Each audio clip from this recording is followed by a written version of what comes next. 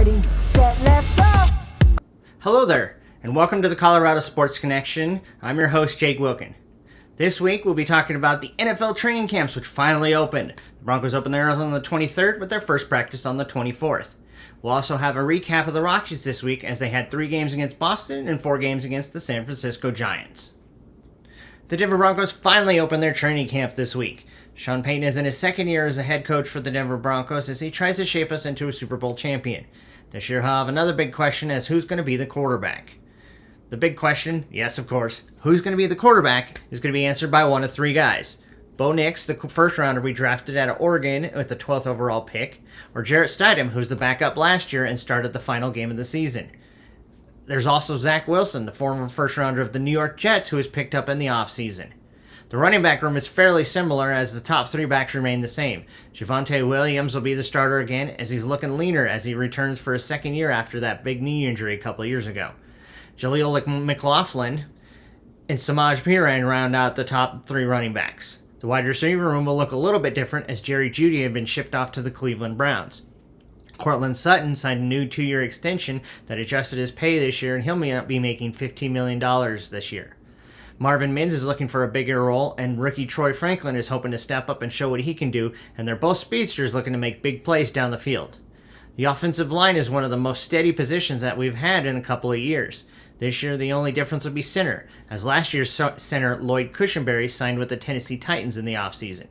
Alex Forsythe and Luke Wattenberger are battling in the offseason to fill in that position. On defense, there's at least going to be 3 new starters, as the safety Brandon Johnson is looking to replace All-Pro Justin Simmons, who got cut in the offseason. Johnson comes over from the Miami Dolphins and signed a 3-year contract. Cornerback is, as usual, Pat Surtain, as he looks to maintain his All-Pro status as one of the best young quarterbacks in the game. Who else going to be on the opposite side is kind of a question mark, as Jaquan McMillan is looked to fill in that role last year and did a pretty good job. The linebacker group will miss Josie Jewell as he's moved on and went to the Carolina Panthers. Jonas Griffith is stepping into that role right now next to Alex Singleton. On the outside, we have our pass rushers. Nick Bonito, Baron Browning, and Jonathan Cooper showed a lot of promise last year, so we're hoping they'll step up and have another big season for us. Up front, Jake Allen and DJ Jones will be doing good things to get pressure on that quarterback for us. Colorado Rockies got themselves off to a good start this week as they took 2 out of 3 from the Boston Red Sox in their series in Denver, Colorado. Unfortunately, on their trip to San Francisco, the Rockies got swept over 4 games against the San Francisco Giants. Those 3 games against Boston were 3 completely different games, though. The first game, the Rockies were able to sneak themselves out to a 3-0 lead thanks to a 2-run shot from Charlie Blackmon. The Red Sox would come back, though, and tie the game. The game eventually went into extra innings. In fact, it went to the bottom of the 12th. Finally, it was Ezekiel Tovar hitting a run-scoring single to give the Rockies the 9-8 victory. Game 2 of the series was once again a whole different story. This time it was Boston's Cooper Criswell pitching 7 strong innings and shutting the Rockies down. The Rockies would eventually lose 6-0. Game 3, once again, a completely different game. This time, totally the Rockies' way. The Rockies managed to score 20 runs in this game. That is a franchise record tying 20 runs. They won the game 20-7. In this game, they slugged 4 home runs, including Brenton Doyle's first career grand slam. They were hoping to use that success and build on that offense as they headed into San Francisco with a day off.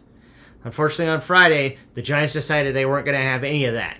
The Giants won 11-4. Doyle did hit a 2-run triple to give the Rockies a couple of runs, but unfortunately they were not successful in getting that win. Game 2 was part of a doubleheader on Saturday. They were mostly shut out by Blake Snell as he struck out 15. They did get a home run from Michael Toglia to get 1 run at least for the 4-1 loss. Game 2, it was Hayden Birdsong shutting down the Rockies again. He'd done that earlier in Colorado. This time the Rockies lost 5-0. And then on Sunday, it was another loss. Another tough loss. They lost 5-4. They got another home run from Toglia, but were just never able to get over the hump as they hit this loss and were swept by the Giants. Thanks for watching. That'll do it for this week's Colorado Sports Connection. If there's anything you think I missed, anything you want to let me know, anything like that, feel free to comment and let me know on any of my social media sites. I'm N7Jedi83. I'm on all of the sites. I'm on YouTube, I'm on Facebook, I'm on Instagram, and I'm on Twitter/X, whatever you want to call it. Feel free for hit me up, and we'll see you with next week's news.